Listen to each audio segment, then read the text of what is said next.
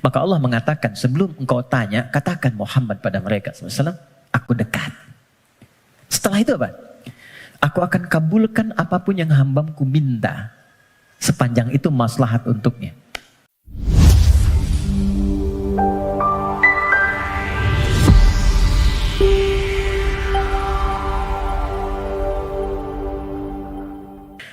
Setiap kita tidak akan luput dari persoalan seperti yang dibahas di pertemuan lalu.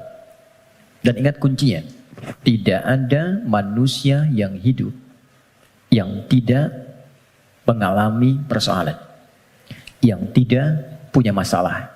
Itu mustahil. Quran surah kedua ayat 155 sampai 157. Allah menegaskan, saya sedikit menyingkat apa yang telah dibahas di pertemuan lalu. Walanabluwannakum bisyai. Setiap yang hidup pasti aku akan uji dengan beragam ujian kehidupan. Perhatikan cara menerjemahkannya. Untuk meningkatkan kualitas hambaku melalui ujian itu. Jadi posisikan ujian adalah sebagai tes dari Allah yang menjadi fasilitas bagi kita untuk meningkatkan kualitas kehidupan. Itu poinnya. Ragamnya kata Allah bisa banyak. Minal khauf, kadang ada kegelisahan, kekhawatiran akan apapun. Kekhawatiran di rumah tangga, kekhawatiran di pekerjaan, kekhawatiran di kehidupan sosial, dan lain sebagainya. Wal ju', rasa lapar, apapun bentuknya. Wa naqsim minal amwal, harta berkurang. Ada hal-hal yang biasa kita nikmati menjadi tidak kita dapati. Wal anfus, diuji dengan penyakit sampai ada yang menggoncang jiwa, bahkan sebagian kerabat mungkin yang paling dekat dengan kita meninggalkan kita dan wafat. Wathamarat, ada hasil kerja keras yang telah kita titi sekian lama ternyata diambil oleh orang lain. Wabasyiris sabirin, dan berikan kabar gembira. Ternyata desain ujian itu akhirnya kebahagiaan. Jadi kalau kita menjalani semua apa yang Allah ujikan kepada kita itu dengan benar, itu endingnya itu bahagia. Endingnya kebahagiaan, kenyamanan, ketentraman, kedamaian. Jadi desain yang kedua, masalah kehidupan itu disiapkan oleh Allah. Bukan ingin membuat kehidupan seorang hamba bermasalah, tapi untuk satu, meningkatkan kualitas kehidupannya.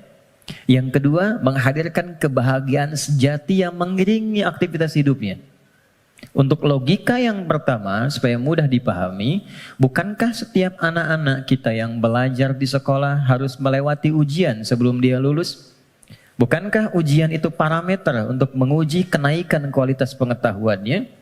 Maka hukum ini, kaidah ini, logika ini tempatkan pula dalam ujian yang Allah berikan kepada kita. Anggaplah kita menjalani aktivitas kehidupan dan memang itu nyata adanya, lalu ada tantangan yang dengan itu akan meningkat keadaan diri kita. Bertambah kesabaran, bertambah mentalitas, semakin keluar air mata, semakin siap kita menghadapi tantangan berikutnya, dan sudah tidak ada air mata lagi yang dikeluarkan karena sudah melewati batasnya. Kemudian akhirnya kebahagiaan.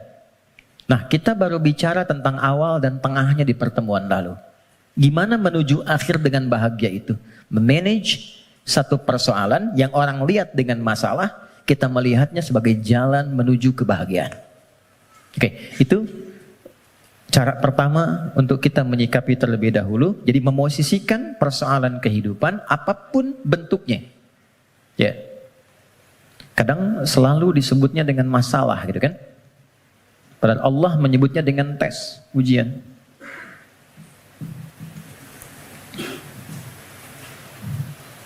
Satu, untuk meningkatkan kualitas hidup.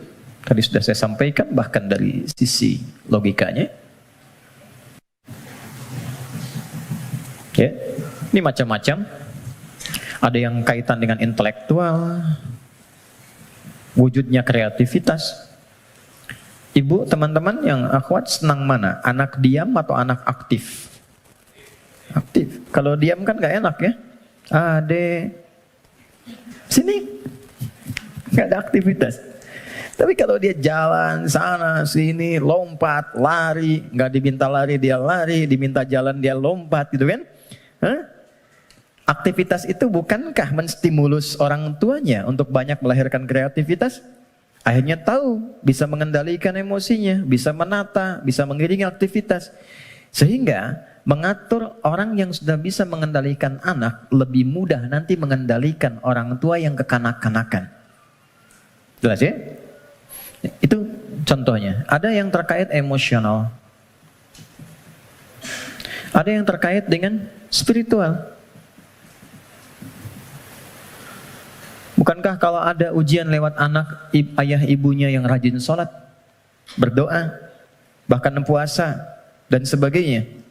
Bukankah kalau anaknya sering bertanya tentang persoalan, sering mengeluhkan di sekolah, ibunya yang mulai curhat, bapaknya yang mencari solusi, ini meningkat ini semua.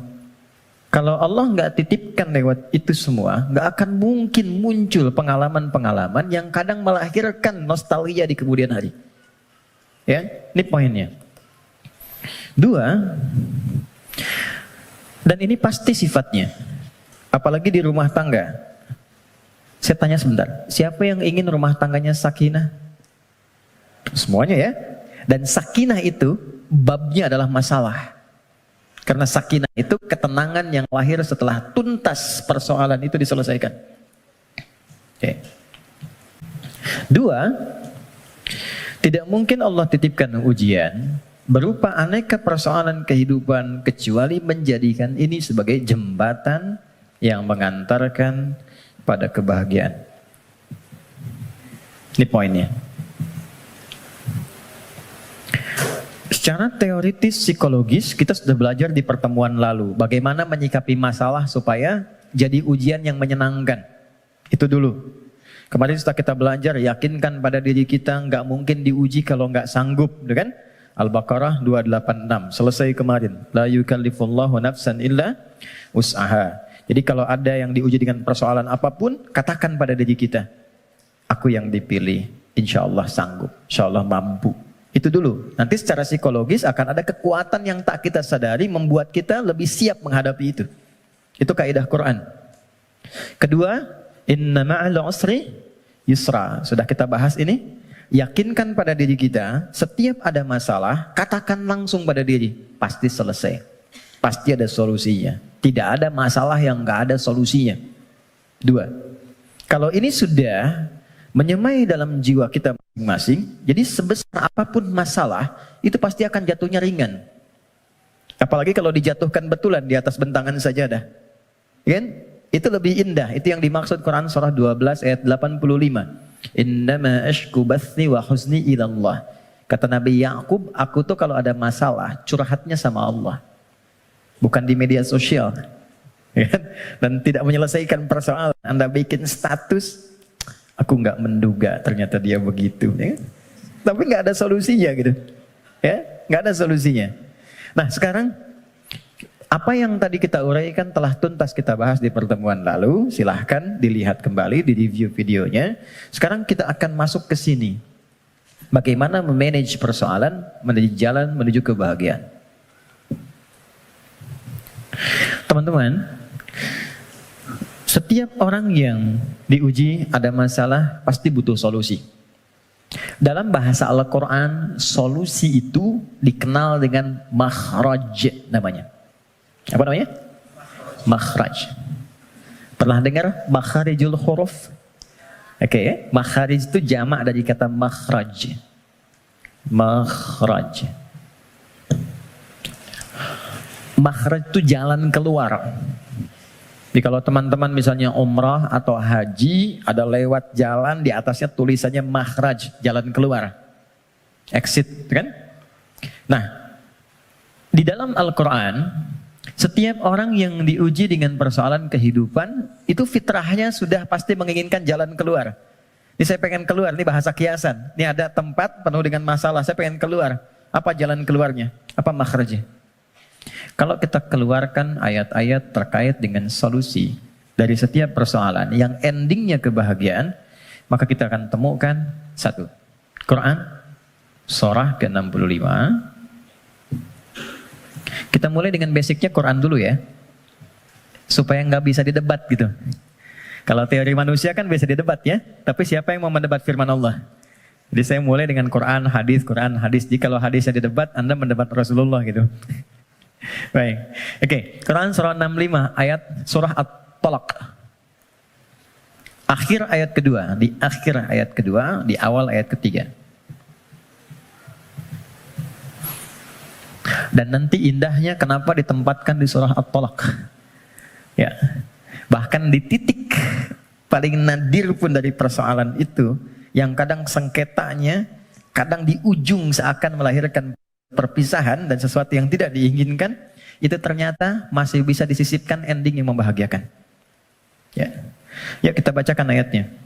Bismillahirrahmanirrahim. Langsung ke ujungnya saja, karena kita agak terbatas waktunya. Wa may yattaqillaha yaj'al lahu makhraja. Satu. Oke. Kalau saya tuliskan kelihatan ya, insyaallah ya.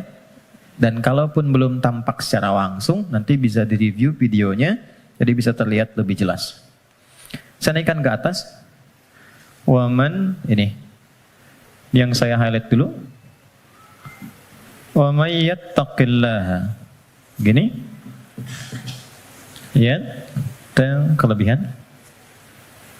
Wa may yattaqillaha. Nih, kuncinya ini. Saya kotaki. Baru saya turunkan ke sini, ya ja'allahu makhraja. Makhraja. Oke, kita temukan kalimat makhraj di Quran. Satu. Waman, saya baca dengan man dulu, tidak saya baca dengan tajwid. Waman. Dan siapapun.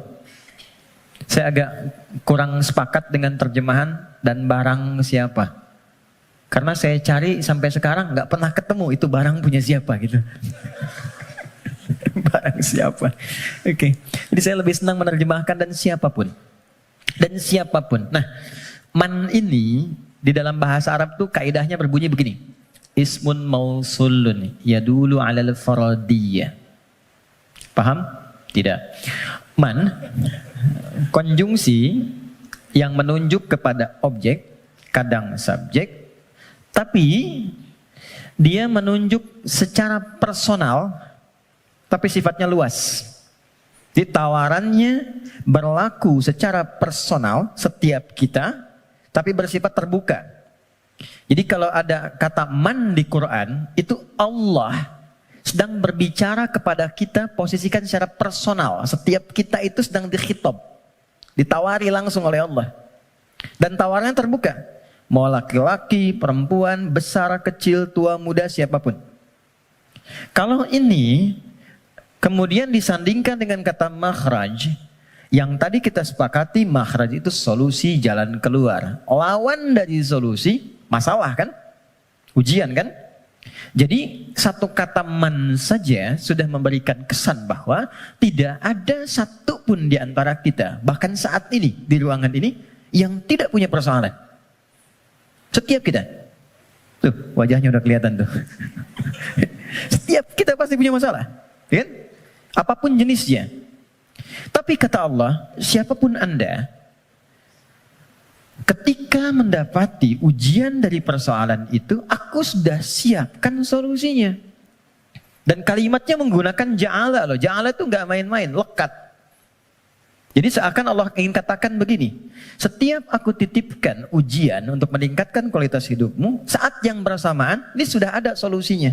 Jadi berbarengan dengan itu, ada masalah, ada solusi. Ada problem, ada jalan keluar. Tinggal sekarang, cara kita bagaimana menemukan jalan keluar itu bukan hanya merasakan persoalannya.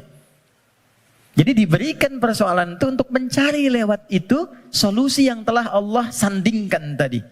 Dan cara mencari itu ujungnya adalah ini, kebahagiaan. Apa jembatannya? Kalau jembatan itu di tengah atau di ujung? Selalu di tengah. Ada dua yang terpisahkan, tengahnya jembatan. Di sini persoalan, di sini solusi. Apa jembatannya? Kita cari yang pertengahan di sini.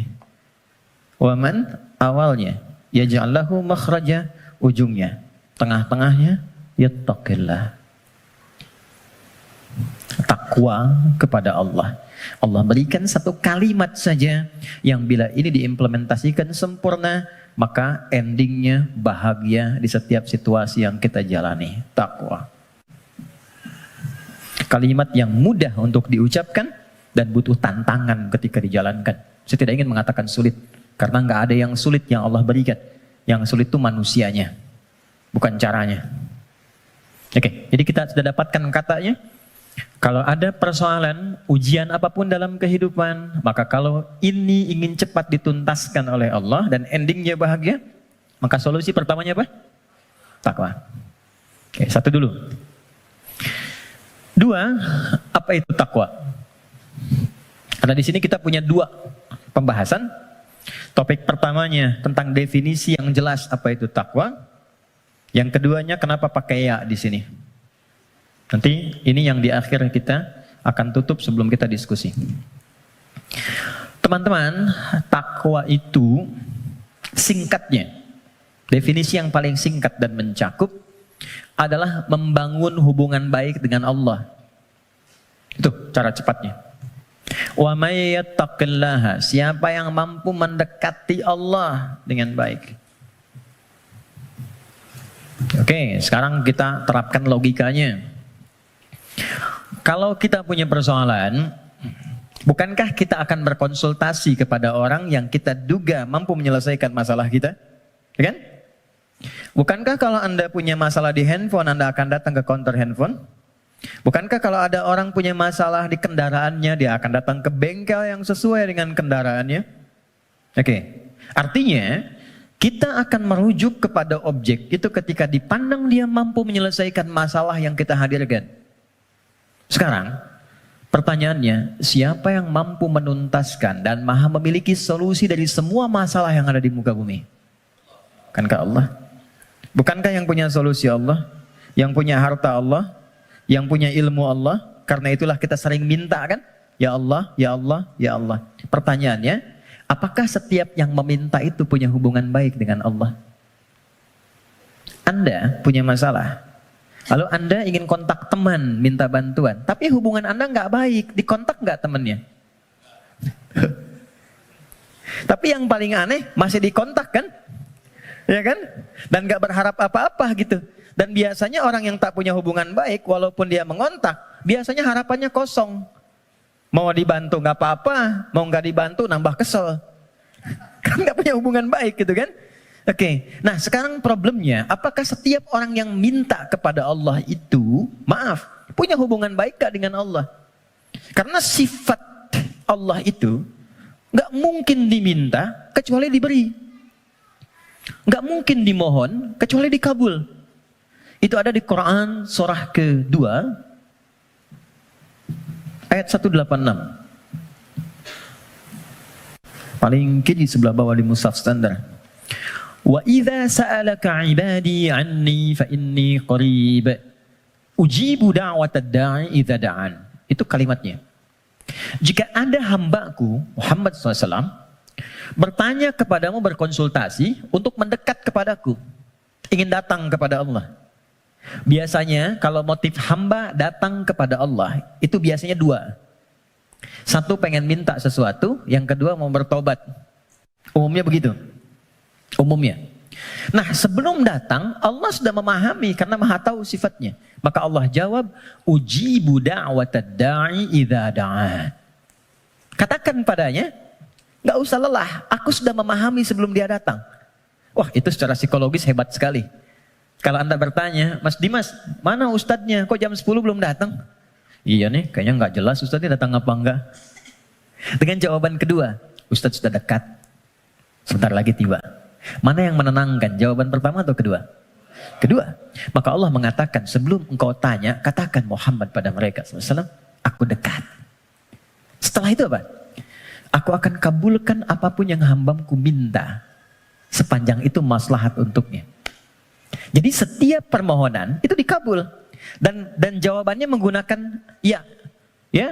Lalu kembali kepada saya jadi ujibu. Aku akan jawab kapanpun itu yang sesuai dengan kebutuhan dia. Ya, karena sifat doa itu gini, sifat doa itu mengabulkan apa yang dibutuhkan, bukan memberikan apa yang dimintakan. Karena Allah itu maha pengasih, nggak mungkin Allah ngasih kepada sesuatu yang membahayakan. Ya, kadang kalau memang betul itu maslahat buat Anda, minta, Anda butuh diberi seketika. Tapi kalau sekarang Anda belum siap, mungkin diberikannya 2 tahun, 3 tahun, 4 tahun. Nabi itu minta kiblatnya pindah dari Masjidil Aqsa ke Ka'bah. Kapan dikabulkannya? Setahun 8 bulan. Bayangkan seorang nabi, rasul, manusia terbaik, minta sama Allah, nggak langsung dikabul. Setahun 8 bulan baru dikabulkan. Kenapa? Bukan nabinya, umatnya belum siap. Ya, begitu pindah, dapat komen dari kalangan Yahudi yang ada pada saat itu di Madinah, langsung dislike, share, viral. Nggak ada yang subscribe satupun. Ya, yang ada nanti malah konflik. Jadi begitu sudah siap, sudah paham dengan esensi sholat, sudah mengenal Allah lebih dekat, baru dikabulkan. Kadang-kadang, maaf ya teman-teman, apa yang sekarang kita dapatkan, boleh jadi itu doa sekian bulan, atau bahkan tahun yang pernah dimohonkan dulu. Cuman kadang-kadang, sebagian hamba tidak menyadari itu, karena itu syukurnya telat. Gitu. Ada yang ketiga, ini yang lebih dahsyat. Allah mengganti apa yang diinginkan dengan apa yang dibutuhkan. Seperti pernah saya sampaikan, Anda punya anak, anaknya sakit, konsultasi ke dokter, ini yang terbaik untuknya jeruk. Pulang dari rumah sakit, dia merengek minta apel. Mama, apel, apel, apel. Ini nak, jeruk. Nggak mau apel. Ini jeruk rasa apel. Itu yang terbaik, gitu kan? Oke, kadang-kadang Anda minta motor, dikasihnya mungkin sepeda. Kadang Anda minta mobil A, dikasihnya mobil B. Kadang Anda mengajukan proyek A, dikasihnya proyek B. Yang ini nggak masuk, yang ini dapat. Jadi sifat doa, itu kalau dimohonkan, diberikan. Kalau nggak cocok di dunia, diberikan di akhirat. Itu sudah janji. Karena itu kita masih ada iman akhirat, jadi masih punya harapan. Yang bahaya itu kalau nggak punya keyakinan tentang akhirat, dia nggak punya harapan.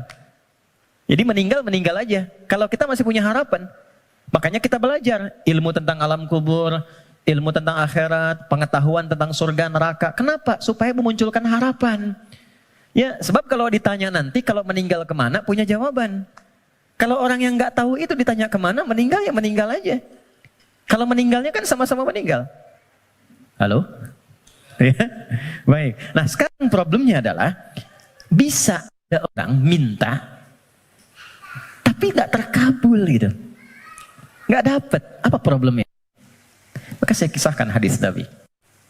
Teman-teman, thumma dzakara ar-rajula yutilu safara ash'atha aghbara. Nabi mengisahkan seorang lelaki yang menempuh perjalanan panjang. Safar. Sifat safar, ingat ya, sifat safar itu cepat mengabulkan doa. Jadi kalau teman-teman sedang safar, kalau dari segi jarak tuh di atas 82 km dari segi jarak. Tapi kalau dari waktu tempuh yang merubah zona waktu lah setidaknya. Ya, jadi kalau kita misalnya dari sini mau ke Palembang, Papua, Lampung, safar. Tapi ingat, safarnya menuju tempat yang baik. Ya, ini mau safar ke Makau, safar ke Las Vegas misalnya, itu bukan safar namanya. Memang jalan jauh tapi bukan dalam konteks yang dibenarkan. Nah, orang yang menempuh perjalanan jauh dalam rangka kebaikan, apalagi diniatkan ibadah, maka berpotensi mengabulkan doa di setiap titian perjalanannya. Maka alih-alih banyak foto dan bikin status, saran saya, isi dulu dengan doa. Isi dulu dengan doa. 2, yamuddu yadayhi ilas sama. Dia mengangkat tangannya ke langit. Gini. Saya tidak bermaksud mengajarkan, hanya share saja. Biasanya begini yang mudah untuk dilakukan. Kalau Anda angkat telapak begini. Ada garis kan ya? Ada garis ya? Nah, yang paling mudah itu begini. Satukan garisnya. Ini. Lalu di sini letakkannya. Nanti ada babnya, semakin tinggi dan luas permohonan, biasanya semakin diangkat, semakin terbuka. Seperti doa istisqa, minta hujan. Doa istisqa itu begini. Nanti ada di khutbah Jumat, misalnya khatib begini. Ya, sebetulnya tidak diatur secara spesifik, yang penting ngangkat. Tapi umumnya riwayat mengatakan ngangkat dekat ke dada. Saya yang praktekkan begini. Nah, singkatnya, hadis sahih mengatakan orang yang mengangkat tangan dengan berdoa itu lebih cepat intinya dikabulkan dibandingkan dengan yang diam. Innallaha hayyun karimun. Allah itu maha mulia dan sangat merasa malu kalau seorang hamba mengangkat tangannya tidak dikabulkan doanya. Itu jawaban dari Nabi kepada seorang sahabat yang bertanya, "Ya Rasulullah, kalau ada seorang hamba mengangkat tangan dan memohon kepada Allah, apakah dikabulkan?" Kata Nabi, "Bagaimana menurutmu jika ada temanmu minta kepadamu sambil menengadahkan tangannya begini? Ya, Mas Andrian, tolong sesuap nasi aja." Kalau nggak ngasih malu kan? Maka kata Nabi, Allah lebih malu karena sifat rahimnya, lebih malu kalau hambanya mengangkat tangannya lalu dia tidak memberinya. 2. 3, ini kunci cepat. Fayaqulu ya Rabb, ya Rabb. Lalu dia bermohon dengan al-asma'ul husna. Cara ketiga, kalau doa ingin cepat dikabulkan, mulai dengan al-asma'ul husna. Enggak perlu semuanya. Pilih satu nama yang sesuai dengan permohonan yang kita ajukan. Contoh, Allah punya berapa nama? Ya, yang dihitung 99. Itu yang disebut dengan Al-Asma'ul Husna. Quran surah ke-17 ayat 110. Ulidu'ullaha. Kalau engkau punya persoalan, kata Allah sebut namaku minta. Awid'ur Rahman. Sebut namaku sang pemberi tanpa batas. Maha kasih yang luas. Ayyamma tad'u, tapi kalau engkau ingin spesifik, falahul asmaul husna, pilih satu nama yang sesuai dengan kebutuhanmu. Contoh, Anda minta untuk dilapangkan rezeki. Sebut ya Allah, Allahnya dulu. Allah. Ya Razzaq. Ya Allah, ya Razzaq. Ya Allah sang pemberi rezeki. Anda belajar atau anak Anda belajar, ingin diberikan keluasan ilmu. Ya Allah, ya Alim. Pilih salah satu. Nabi Zakaria ketika bermohon kepada Allah, manusia itu berkata, kamu punya keterbatasan, gak mungkin punya keturunan. Maka beliau menyebut nama Allah sang pemberi tanpa batas. Namanya Ya Wahhab. Disingkat dengan Hab. Ya, Wahhab. Banyak persoalan ingin dikuatkan kesabaran. Ya Sabar. Ya, jadi kalau Anda mau minta, nggak harus semua disebut. Nanti yang nggak ada, jadi ada. Ya Allah, ya Razak, ya Alim, ya Sabar. Tadinya nggak punya masalah, Anda malah punya masalah gitu kan? Oke. Dia menyebut ketiganya. Jadi dia mengatakan, ya Rabb, nama ucap untuk pemberian dengan sifat rububiyah. Dia safar, dan orang ini mengangkat tangan. Apa kata Nabi? Anna yustajabu lidzalik. Ini susah doanya dijawab. Gimana bisa terjawab? Ternyata dia dalam keadaan sedang punya hubungan yang tidak baik dengan Allah. Kata Nabi, mat'amu haramun. Makanan dia sumbernya dari yang haram. Mashrabu haramun. Minumnya yang haram. Malbasu haramun. Pakaiannya dari yang haram. Wa ghudhiya biharamin, dan perangkat hidupnya haram. Saya pegang gelas dari tadi, saya ingin tunjukkan begini. Ini gelas masih terbuka. Gini. Man. Saya bisa masukkan apapun. Spidol, pena, even itu air, dan yang lainnya. Tapi kalau mulai itu tersekat begini, apa yang bisa dimasukkan? Kalau sekatnya masih tipis, mungkin masih bisa ditembus. Sepanjang tajam permohonan, air mata keluar, bermohon dengan lembut dan lirih, masih bisa tembus. Tapi kalau yang menutupnya semakin tebal dan kuat, bagaimana bisa tembus? Maksiat yang membuat kita terhubung, buruk, jelek sinyalnya, koneksinya bahkan terputus dengan Allah, itu yang menjadikan sekat-sekat yang menghambat cawan hati kita untuk menerima pengabulan doa dari Allah Subhanahu wa taala. Maka tadi saya katakan di awal, bagaimana ada orang punya hubungan yang kurang baik dengan Allah, saat yang bersamaan dia berani meminta. Bersyukurnya Allah punya sifat Rahman dan Rahim yang masih menampung permintaannya dan mengabulkan. Cuman hamba itu yang harus membuka sekatnya dulu supaya pengabulan itu bisa masuk ke dalam dirinya. Jadi sifat Rahman Allah menjadikan doanya tetap dikabul. Cuman mental. Itu maksudnya. Ya Allah Maha Adil, tetap memenuhi janji, diminta diberikan, cuman terpental. Karena apa? Sekatnya belum dibuka. Nah, untuk membuka sekat itu dan dibangun kembali hubungan baik, itu yang disebut dengan takwa namanya. Ya. Bagaimana Anda bisa meminta khusyuk berdoa? Saya kadang-kadang suka mau senyum sendiri. Ada orang berdoa, tapi gerah juga. Minta khusyuk, tapi dia membawa perangkat haram dalam dirinya. Gambar-gambar yang tak pantas, video-video koleksi yang buruk masuk di handphonenya. Kok bisa masuk sakunya saat yang bersamaan dia sholat? Kok bisa? Enggak malu sama Allah. Kan kita mengetahui Allah Maha mendalami segala hal. Allah Maha mengawasi. Lalu ada orang mengumpulkan hal yang haram, bahkan dalam handphonenya, dia masukkan ke sakunya, dan dia masih menunaikan sholat. Dan merasa nyaman dengan itu.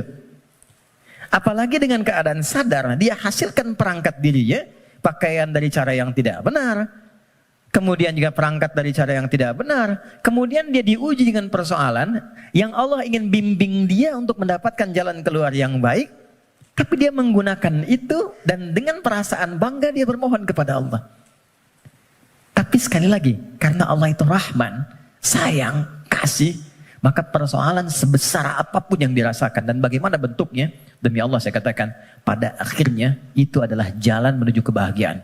Kalau bukan jalan kita menemukan kembali harapan cerah untuk terhubung dengan Allah yang membuka kebahagiaan sejati berikutnya, atau memang itulah titik pertemuan dari semua keinginan yang akan dikabulkan. Nah sekarang bagaimana mewujudkan takwa itu?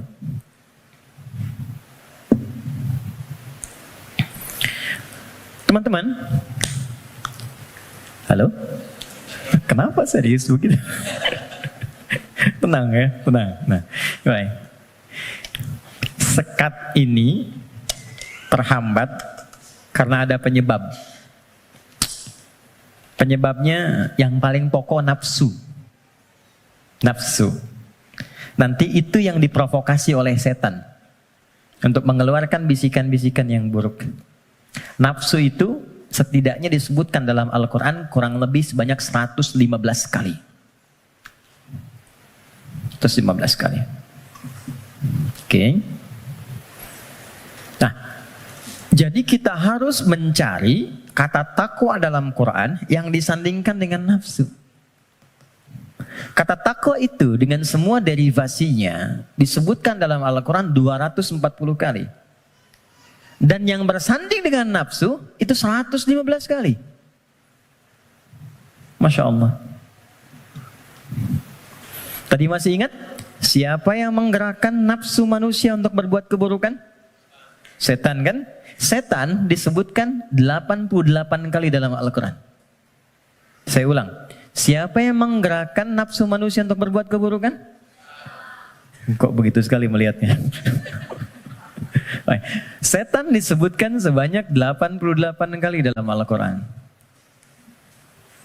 Saat yang bersamaan, kita pun diberikan oleh Allah itu perangkat takwa. Lawan dari nafsu. Quran surah 91 ayat 7 sampai 10.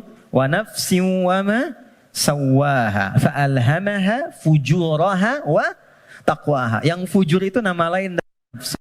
Takwa itu bagian ya tertentu dari tubuh kita sebagai gambaran nilai kebaikan.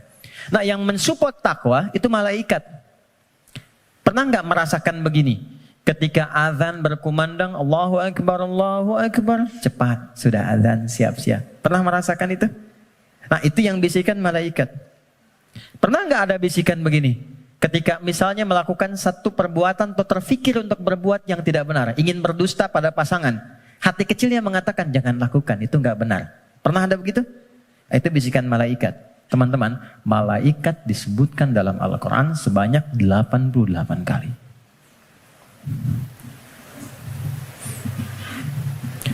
Jadi ini automatically bekerja secara bersamaan terus.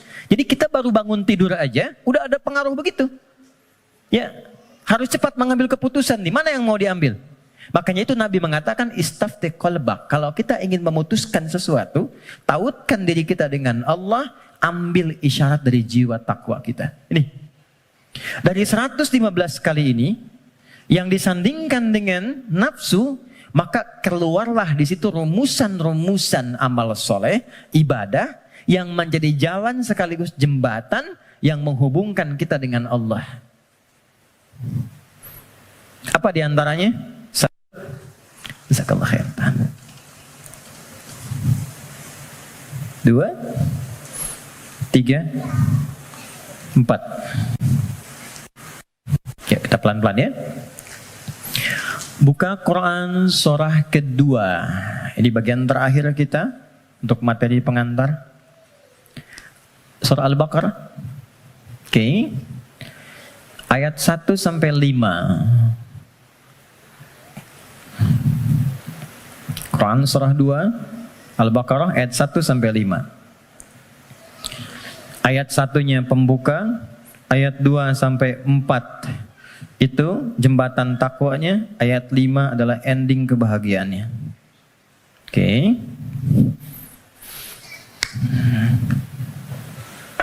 Ya, kita mulai. Pembukanya Allah sampaikan Alif Lam Mim. Aku akan berikan informasi dari firman-Ku yang mudah untuk dipahami, mudah untuk dibaca, mudah untuk diamalkan, semudah engkau mengucapkan alif, lam, dan mim. Alif yang keluar di lisan, a dari rongga di sini, lam sampai di lidah, mim sampai di bibir. Semudah engkau berucap, semudah itu pula Quran bisa dibaca, dipahami, dan diamalkan. Dzalikal kitabu la raiba fi. Tapi engkau mesti yakin, kalau ingin mendapatkan manfaat dari Quran ini, engkau mesti yakin tanpa ragu terhadap apa yang akan aku sampaikan dan mengamalkan apa yang aku bimbingkan di dalamnya. Teruskan. Dzalikal kitabu la raiba fihi hudal lil muttaqin. Isi Al-Quran aku telah siapkan menjadi pedoman kehidupan, petunjuk hidup untuk semua kegiatan yang mengiringi bagi orang takwa. Muttaqin itu jamak dari kata taqi. Taqi itu satu orang. Quran surah ke-19 ayat 12 sampai 15. Ya Yahya khudhil kitaba biquwwah wa atainahu al-hukma sabiyya wa hananan min ladunna wa zakatan wa kana taqiyya. Jadi kalau taqi satu orang. Ya. Misalnya Mas Doni punya anak Hamzah yang bertakwa satu orang. Diberi nama Hamzah At-Taqi. Hamzah aku harapkan jadi insan yang bertakwa, misal. Kalau banyakan, itu berubah namanya menjadi muttaqin. Kalau menjadi objek muttaqin, jadi subjek muttaqun. Kata Allah, aku telah siapkan isi Quran sebagai pedoman berkehidupan. Objeknya siapa? Untuk hamba-hambaku yang mencoba meningkatkan takwa. Apa jembatan, amalan, untuk mewujudkan sifat takwa itu, menjadi orang takwa itu? Teruskan ayatnya. Nah, ini poinnya. Ayat 3. Alladzina yu'minuna bil ghaib wa yuqimunas shalah. Oke, satu. Teman-teman lihat baik-baik. Disebutkan dengan kata alladzina. Saya pernah sampaikan di banyak pertemuan. Alladzina disebutkan sebanyak 1080 kali dalam Al-Quran. Dan menunjuk pada semua objek tanpa batas, siapapun. Bedanya dengan man, kalau man itu sifatnya personal tapi terbuka. Kalau alladzina sifatnya komunal dan terbuka kepada semua langsung tanpa kecuali. Seakan Allah ingin mengatakan, hei, kalian ingin jadi orang takwa, aku buka kepada siapapun. Aku tidak batasi untuk si fulan. Takwa itu bukan definisi untuk ustaz saja, untuk kiai, habib semata, tidak. Siapapun. Ya, Anda mau profesi A, profesi B, sepanjang Anda manusia, Anda bisa menjadi kalangan orang takwa. Saking kasihnya Allah, semua diberi kesempatan yang sama, tanpa beda.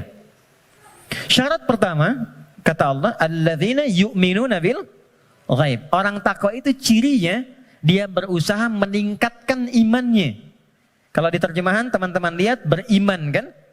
Tapi kalau kita lihat dari karakter gramatikal bahasa Arabnya, pakai ya di situ bentuknya jama'un, yu'minun, ya itu bentuknya kalau kita tarik ke dalam bahasa Inggris misalnya bentuk present, continuous, and future, ada progresif, kontinuitas. Jadi kalau kita menemukan satu kata ada ya-nya, artinya di situ ada usaha terus meningkatkan sampai kapanpun. Alladzina yu'minuna, orang takwa itu dia bukan sekedar beriman. Kalau sekedar beriman, baru beriman amanu namanya. Amanu itu baru beriman. Oke? Tapi kalau dia mau menerus meningkatkan imannya supaya lebih kuat, maka berubah katanya dari amanu menjadi yu'minun. Satu, diniatkan untuk meningkatkan iman.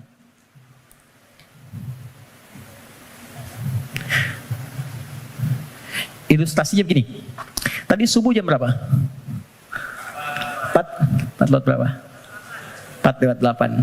Ada lagi yang lain? 4 lewat 5, 4 6, 4 8. Kita ambil 4 8 ya. 4 lewat 8. Allahu Akbar, Allahu Akbar. 4 lewat 8. Begitu dipanggil Allahu Akbar, Allahu Akbar, bangun. Sadar ada panggilan, siap-siap untuk menunaikan salat. Jam 4 lewat 8 dipanggil, jam 4 lewat 8 bangun. Itu namanya iman standar. Oke. Bukan kuat, iman standar. Oke. Baik, gini.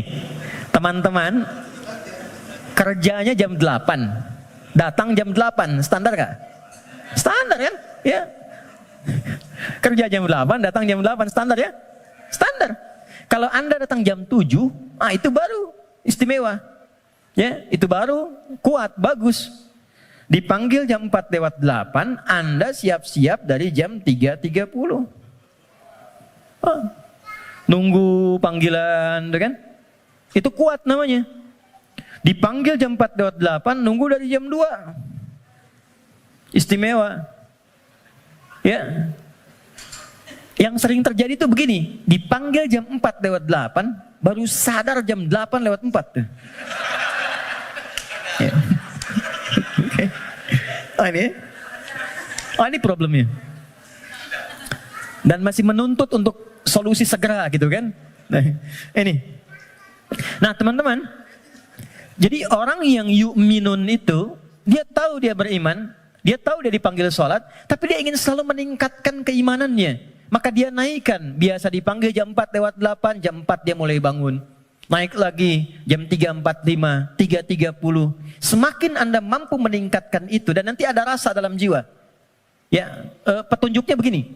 Biasanya kalau iman sudah mulai meningkat dalam bab sholat itu, ada orang yang ketinggalan sholat sunnah itu hatinya gelisah. Padahal yang fardu itu belum dipanggil. Karena biasa tahajud, subuh 4 lewat 8, dia bangun jam 4 lewat 5. Lalu ketika dia lihat jam, ya Allah terlambat saya. Padahal subuh aja belum. Nah itu jadi akan melahirkan satu getaran pada jiwanya, yang bahkan memosisikan ibadah sunnah itu kehilangan, jadi sesuatu yang sangat mahal. Kalau yang ini yang standar, atau ini yang di bawah standar, kadang-kadang terlambat sholat fardu pun biasa aja. Ini, ya. Nah ini yang dimaksud yu'minun. Jadi kalau ingin menjadi manusia takwa, yang dimudahkan segala persoalan kehidupannya, ini kan eksklusif. VVIP, nggak semuanya orang bisa. Hal yang pertama dilakukan adalah niatkan untuk meningkatkan iman dulu. Naikkan imannya. Jalannya bagaimana? Amalannya langsung. Cara meningkatkan iman itu satu, wa yuqimunas shalah. Perhatikan tulisannya teman-teman di situ. Ya, biarkan saya saja supaya antum fokus untuk melihat, ya, dan bisa maksimal untuk mengamalkan. Biarkan saya mengembalikan pada fitrah diri saya. Datang sendiri, rangkan sendiri, menulis sendiri dan menghapus sendiri. Ya. Anda datang, lihat, dengarkan, amalkan, masuk surga. Luar biasa. Jazakallahu khair. Oke. Ya. Ya itu dia, saya sedang memikirkan bagaimana saya menuliskannya lagi. Enggak semuanya. Oke, aman. Nah, oke. Baik. Siap. Ya. Antum yang punya ide, beliau yang punya eksekusi. Dua-duanya ada pahalanya insya Allah. Ya, tapi antum berkurang ketika mengurangi tulisan di belakang. Oke.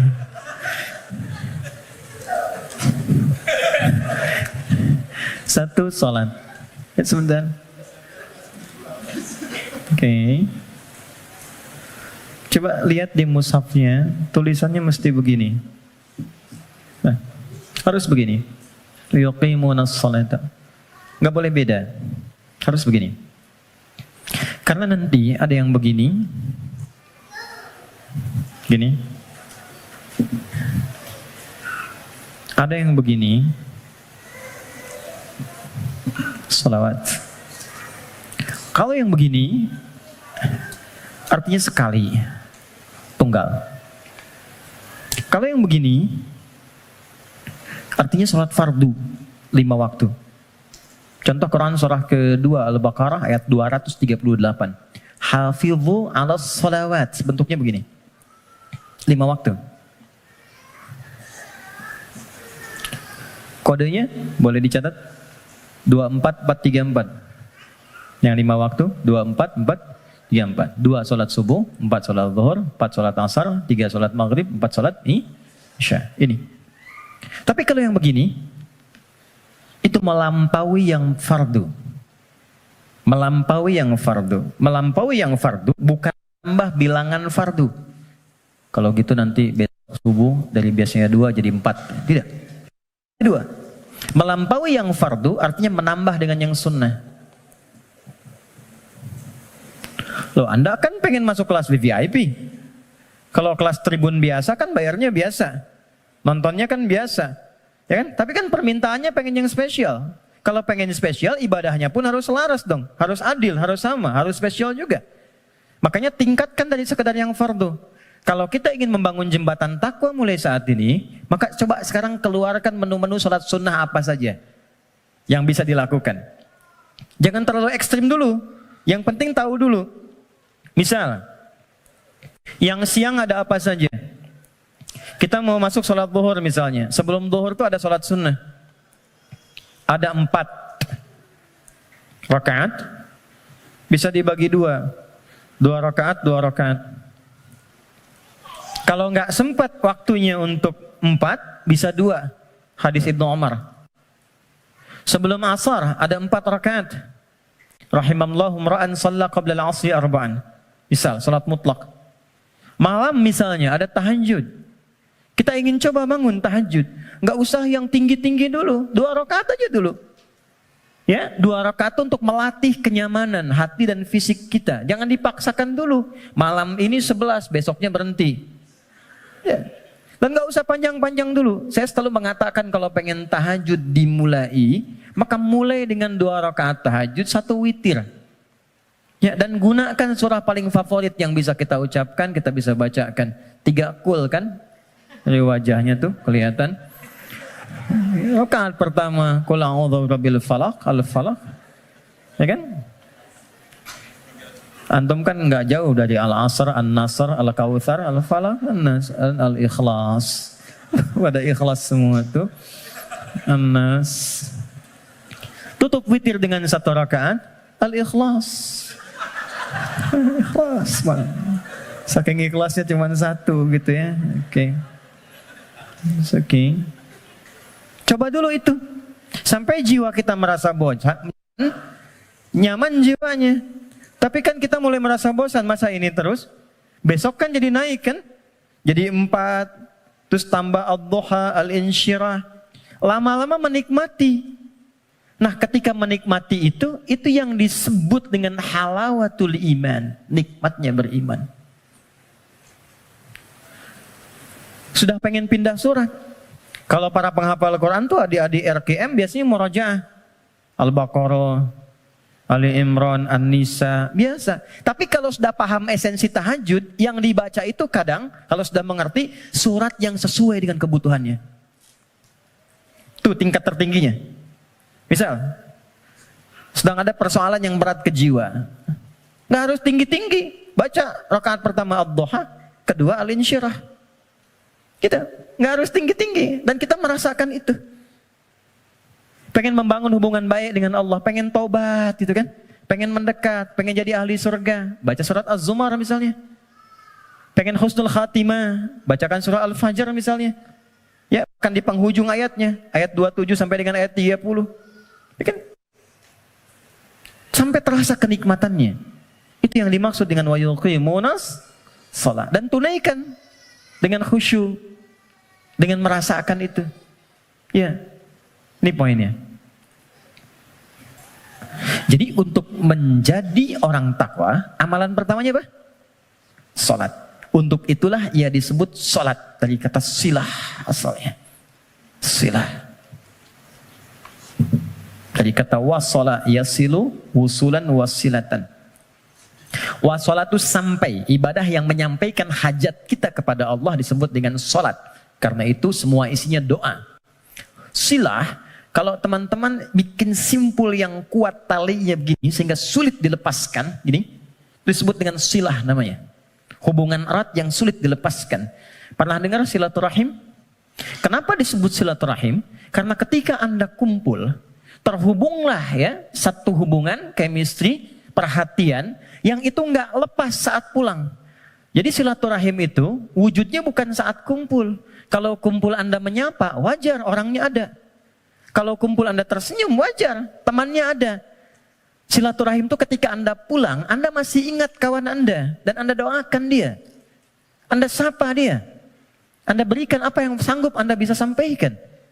Saya diajarkan pada guru kami saat selesai belajar dan siap untuk mengajar. Pesan guru saya waktu itu, nak, kalau engkau mengajar siang hari, tatap yang mampu kau tatap dari orang yang belajar itu. Sampaikan dengan tulus, malam kau bangun, kau sholat minta sama Allah. Bayangkan orang-orang kau tatap itu. Mintakan ya Allah mudahkan urusan hidupnya, sehatkan mereka, bahagiakan mereka, tanamkan kedamaian dalam jiwa mereka. Mudahkan mereka untuk memahami apa yang dipelajari. Itu yang menjadikan ilmumu akan bermakna. Gitu. Dan jangan pernah mencari dunia. Karena Allah pasti akan cukupkan. Itu pesan guru kami.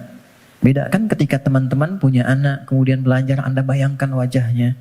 Anda bayangkan keceriaannya. Anda mohonkan kemuliaan kepada Allah. Rasanya akan lain.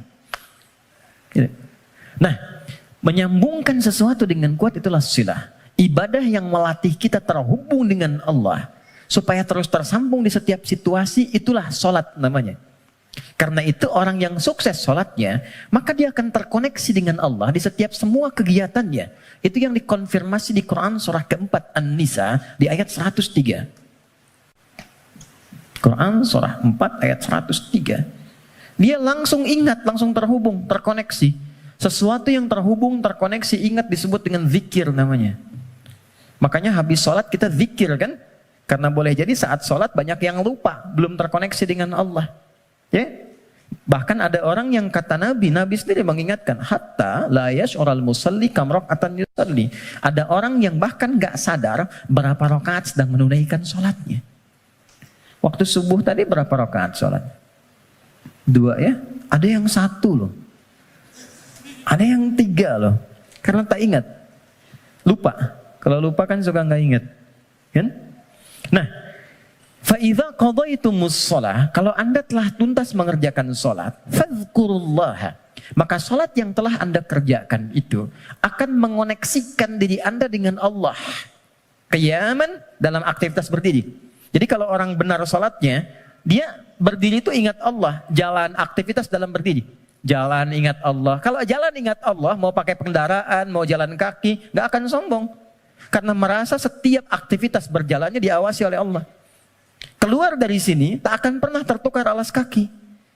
Keluar dari masjid nggak akan ada yang ketukar sendal. Karena ingat Allah. Mustahil orang ingat Allah, lantas dia misalnya menggunakan alas kaki orang lain. Mustahil. Ya Allah, mana? Ya Allah. Oh, ini, astagfirullah, lupa. Pakai aja. Dia pakai yang paling bagus, padahal dia ke masjid nggak pakai sendal. Sekarang kreatif, maksiat tuh udah banyak kreatifnya sekarang. Dia Anda bayangkan, orang berbuat maksiat aja makin kreatif sekarang. Jadi kenapa Anda berbuat baik minim kreativitas? Munculkan. Fadhkurullaha qiyaman wa qu'udan wa 'ala junubikum. Maka duduk pun ingat Allah.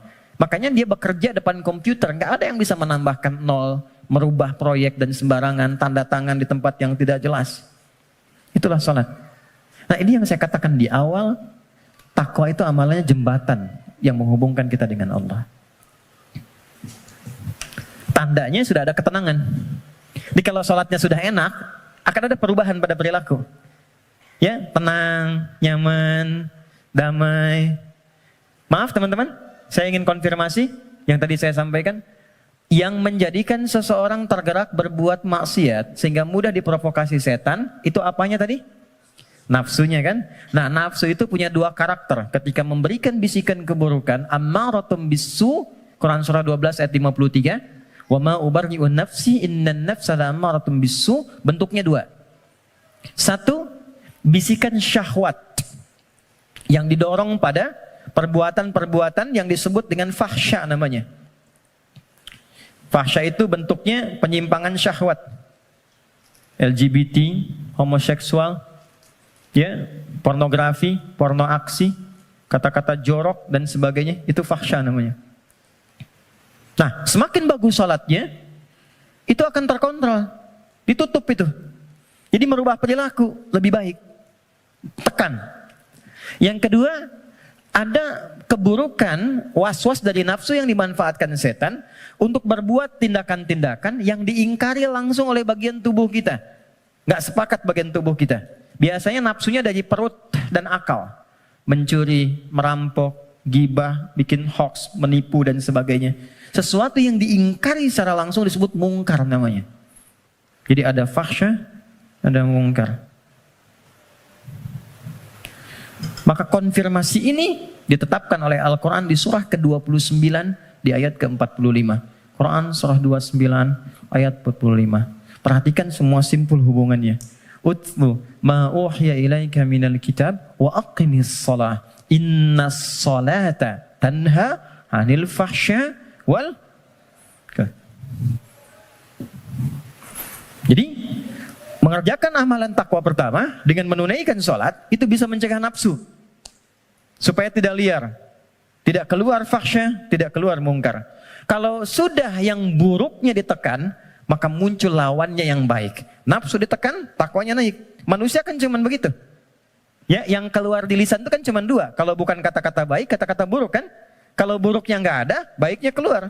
Kalau pulsa kebaikannya banyak, dia yang keluar. Tapi kalau buruknya banyak, baiknya kosong, buruknya naik, baiknya tertekan. Itu aja. Itu yang dimaksud al-imanu yazidu wa yantaqis. Yazidu bitta'ah, yantaqis bil maksiat.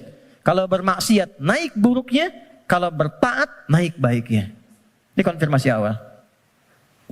Maka nafsu dengan sholat bisa ditekan, maksiat bisa dihilangkan, sekat bisa dibuka. Dibukalah sekatnya. Ini. Pelan-pelan. Maka demi Allah saya katakan ya, sejahat-jahatnya kejahatan yang pernah diperbuat oleh penjahat. Sejahat-jahatnya kejahatan yang pernah diperbuat oleh penjahat. Itu akan sirna dan tuntas dengan menunaikan sholat yang benar ditunaikan. Karena itu hal pertama yang dilakukan oleh orang-orang yang ingin membuka lembaran hidupnya dan dia bangun hubungan baik. Demi Allah saya katakan, sholat. Larinya ke masjid. Dan lihat apa yang terjadi. Yang pertama Allah berikan bukan dunianya dulu teman-teman. Bukan dunia. Anda punya masalah, terlilit utang piutang dan sebagainya. Bukan dilunasi utangnya dulu. Tapi ditenangkan dulu hatinya. Nanti dari situ bisa membaca esensi kehidupan. Kemana sebetulnya hidup saya ini? Diajari nanti oleh Allah. Pola hidupmu salah selama ini. Makanya terjebak begini. Apa belum tiba waktunya kau menjadi orang yang baik? Apa enggak lihat orang-orang dulu yang pernah dulu begini, lebih buruk dari kamu, sekarang dia bisa jadi orang baik. Maka ditampakkan kisah si fulan, si fulan, si fulan. Enggak sengaja lihat YouTube keluarnya malah sesuai dengan apa yang kita butuhkan. Dibuka. Nanti setelah sadar keluar air mata tuh. Tenang, lapang, tiba-tiba ada orang datang di samping. Yang sudah lama enggak kita kenal tuh. Kata orang teman lama, bro kamu kemana aja? Udah lama.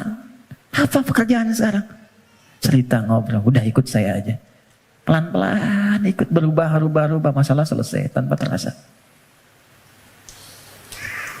Ada yang sedang tobat, sujud. Selesai ternyata husnul khatimah, wafat. Itulah salat. Jadi yang pertama yang Allah berikan lewat ibadah salat itu untuk membahagiakan dulu.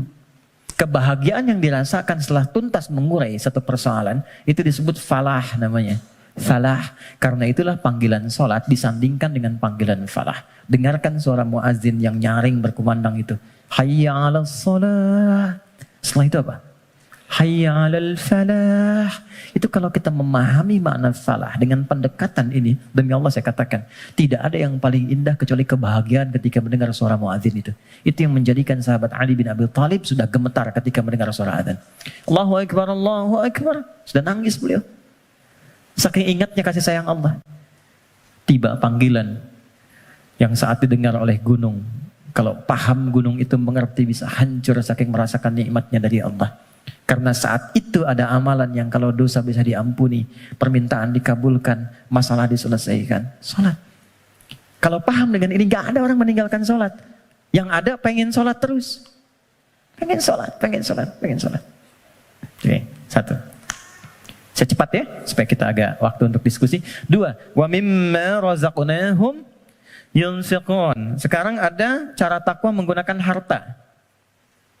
Saya berhenti 8 menit lagi. Kalau sholat kan nggak bayar ya? Di MRBJ bayar? Nggak ya? Oke, gratis kan? Artinya semua orang bisa melakukan itu. Jadi nggak ada yang bisa ngeles. Ya? Karena nggak ada perangkat lain yang menyertai. Kedua, harta. Harta. Jadi ada skema lewat ibadah fisik berupa sholat. Yang kedua ada skema takwa lewat harta. Ternyata harta itu bukan sekedar kenikmatan yang menjadikan kita nyaman dalam menjalani kehidupan dunia. Bukan semua fasilitas dunia, bukan. Tapi itu juga bisa menjadi perangkat yang mengentaskan solusi dari masalah yang dialami. Apa bentuknya nanti? Ada skema infak, ada skema zakat. Teman-teman hati-hati dengan zakat ya, karena sangat sensitif. Anda sengaja tidak berzakat, maka jadi racun hartanya. Bisa merusak kepada yang lainnya. Itu. Apalagi terwariskan nanti. Jadi makanan dimakan oleh anak atau siapapun, ya harus hati-hati. Infak, itu nilainya tinggi. Infak itu bukan sekedar menghadirkan pahala yang sangat luar biasa. 700 kali lipat paling sedikit. Jangan dibatasi di situ. Al-Baqarah ayat 261. Ya, masalul ladzina yunfiquna amwalahum fi sabilillahi kamathali habbatin ambatat sab'a sanabil. 1 jadi 7. Fi kulli sumbulatin mi'atu habbah kali 100. 1 kali 7 kali 100, 700 kali lipat. Itu maksudnya pahala ya. Pahala, bukan perkalian feedback ke kita, bukan. Jangan bayangkan begini, kalau saya infak 1.000, balik 700.000. Bukan begitu cara memahaminya. Itu nggak tepat. Yang dimaksud, Anda mendapatkan 700 kali lipat pahala di akhirat nanti. Jarak satu keduanya 500 tahun. 2 ke 3 500 tahun. Itu di akhirat. Di dunianya dapat apa? Nah, di dunia itu pancaran keberkahan. Di antara pancaran keberkahannya ada 2. 1, memberikan tambahan barakah kepada Anda yang nilainya lebih daripada apa yang Anda berikan. Minimal 10 kali lipat. Misal, dijaga dari sakit yang kalau berobat nilainya sekian. Dijaga dari musibah yang kalau dialami keluarnya mesti sekian. Itu. Yang kedua, ini yang paling menarik. Infak dengan harta itu kalau diniatkan sesuai dengan keinginan yang kita mohonkan pada Allah, itu bisa mengentaskan persoalan yang sedang dialami. Itulah wasilah tawassul dengan harta. Rumusnya Quran surah ke-5 ayat 35. Saya pakai Quran, jadi nggak bisa dibantah. Ya ayyuhalladzina amanu taqullah. Hai orang-orang beriman, tingkatkan takwamu kepada Allah, wabtaghu ilaihil wasilah, dan cari wasilah dalam rangka menunaikan takwa itu. Apa wasilah diantaranya? Bisa menggunakan harta. Harta. Yuk, saya kisahkan dengan singkat, cepat sekali. Kalau mau infak, coba yang pertama, ini nasihat saya dari Quran. Orang pertama yang kita tuju kalau ingin berikan infak, orang tua. Siapa? Orang tua. Berikan yang terbaik yang mampu kita persembahkan. Itu ada di Quran surah kedua ayat 215. Yas'alunaka madza yunfiqun. Mereka banyak berkonsultasi, bertanya pada Muhammad, apa yang harus diberikan kalau pengen infak? Dijawab oleh Quran dengan dua jawaban. Qul ma anfaqtum min khair. Katakan kalau ingin infak, kaidah pertama yang terbaik. Bisa, Anda beli mangga 5, ibu masih ada. Berikan yang paling besar, yang paling bagus, yang terbaik itu buat ibu. Kalau mau dibagi. Contoh aja. Kemudian lil walidain. Urutannya kalau ingin diberikan satu yang pertama orang tua. Belakangnya nanti ada 4 lagi. 5 golongan utama. Wal aqrabin, kerabat terdekat. Wal yatama, orang-orang yatim. Wal masakin, orang-orang miskin. Wabnis sabil, orang yang kesulitan di perjalanan. Tapi yang pertama orang tua. Jadi teman-teman, kalau orang tua masih hidup, apa yang bisa dipersembahkan walau tidak diminta. Sedang ada masalah misalnya kan, mohon kebaikan pada Allah, bikin makanan datang pada orang tua, minta doanya. Jadi sederhana tapi dalam, minta doanya. Ada kitab namanya Al-Adabul Mufrad karya Al-Imam Al-Bukhari. Dikisahkan seorang berkonsultasi pada Ibnu Abbas radhiyallahu taala anhuma, pengen taubat, dosanya banyak. Apa jawab Ibnu Abbas? Ibu masih ada enggak? Ada katanya. Udah, pulang aja, berbakti pada ibumu. Sayangi ibumu, buat beliau merasa senang terus. Nanya lagi orang ini, kenapa mesti ibu? Kata Ibnu Abbas, saya tidak pernah mendapati di Quran dan keterangan Nabi yang terbaik dari bakti kepada ibu untuk mengentaskan semua masalahmu. Dikonfirmasi di Al-Bukhari, ada orang sedang bekerja, tiba-tiba hujan turun, dia berteduh masuk ke dalam satu gua. Tiba-tiba menggelinding satu batu besar. Ini kisahnya viral. Nutup mulut guanya. Dari 3 orang ini sepakat, kita berdoa sama Allah, karena udah gak mampu dorong. Minta sama Allah, tawasul lewat amal. Dengan amal itu kita mohon supaya dibebaskan dari sini. Amalnya yang dimintakan. Maka sepakat ketiganya memohon. Di antara ketiganya itu, ada orang yang bercurhat demikian, ya Allah, Engkau maha tahu sebelum aku sampaikan. Aku punya ibu ya Allah, yang Engkau maha mengetahuinya. Dan aku bekerja. Tidak pernah aku pulang ke rumah sebelum aku berikan dan aku siapkan susu untuk menu malam ibuku. Dan tidak pernah aku tidur sebelum aku minumkan sendiri susu itu di mulut ibuku. Satu kali, begitu beliau pulang, ibunya sudah tertidur. Maka beliau tetap membuat susu, dipegang itu susunya sampai ibunya bangun. Dan ibunya sudah sepuh, jadi nggak sadar kalau anaknya itu sudah lama datang, sudah lama nunggu dan berdiri.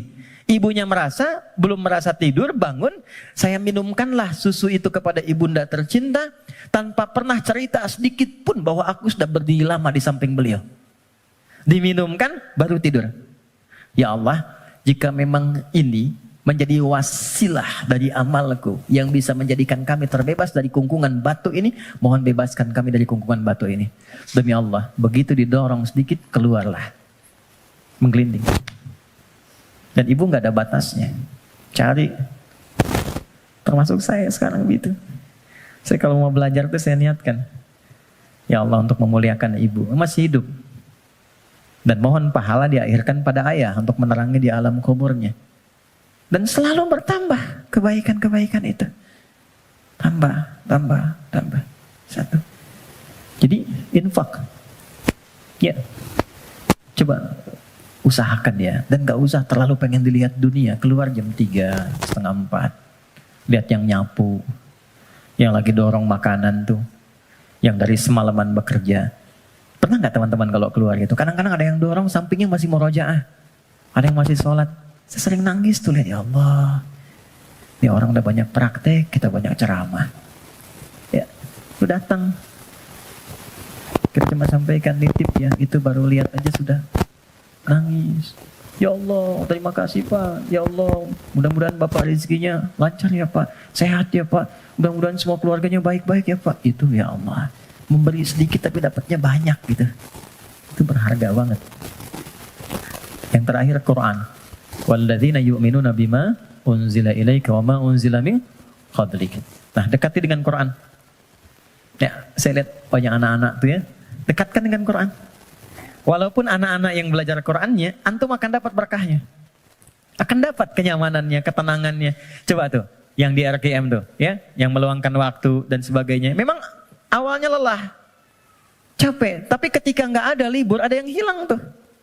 Nanti ada kenyamanan, ketenangan, kebahagiaan, apalagi pas wisuda dan sebagainya. Tapi yang paling ingin saya sampaikan, ini sudah nyata. Kalau Quran sudah ada di lingkungan kehidupan, maka rumahnya jadi cahaya, ketenangan akan datang. Saya pernah diminta kedutaan Saudi 2018 untuk menjadi Amirul Hajj. Berangkat, mimpin rombongan. Saya kira siapa hampir 500 orang. 2/3-nya anak-anak kecil penghafal Quran. Ternyata yang digendong bapaknya, ibunya, temannya, gurunya.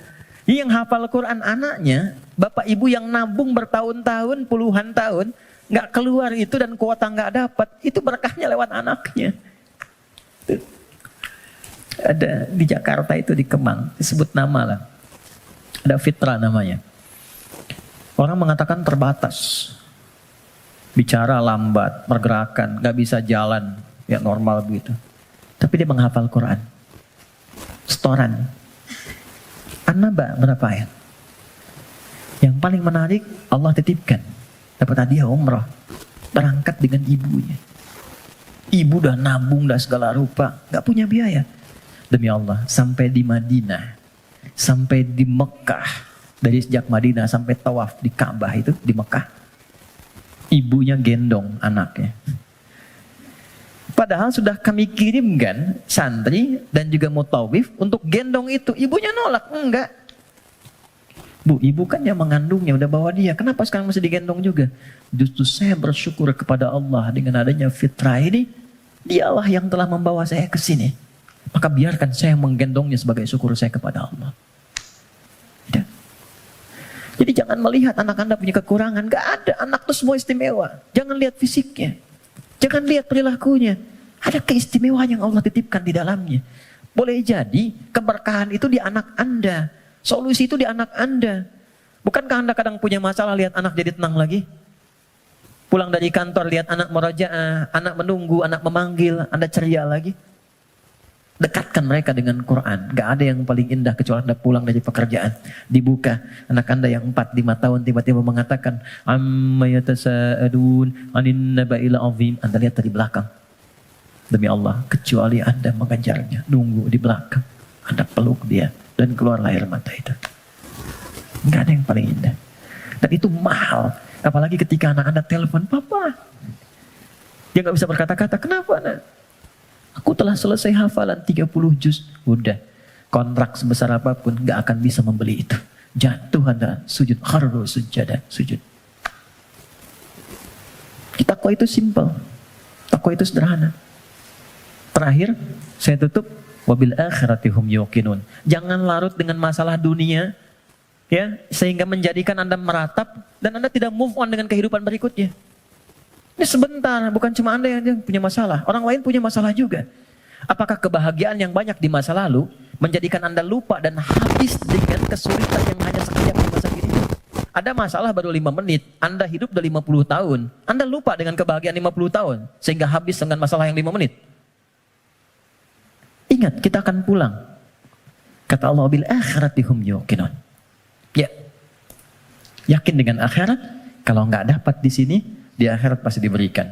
Maka ayat kelimanya, orang yang mampu menerjemahkan takwa dengan kiat-kiat tadi, ulaika ala hudam mir rabbihim wa ulaika humul muflihun.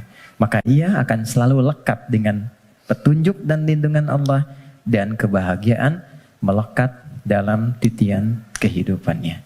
Maka kita teruskan kembalikan dan kita akhiri dengan Quran surah ke-65 di akhir ayat kedua, di awal ayat ketiga yang sudah dibalik tadi di belakang. Ya, kita katakan wa may yattaqillaha yaj'al lahu makhraja. Semakin takwa ditingkatkan, salat naik, infak bertambah, kepada orang tua baik, Quran ditambah, sehari 1 ayat jadi 10 ayat, 1 halaman, 1 juz. Yakin dengan akhirat, yaj'al lahu makhraja.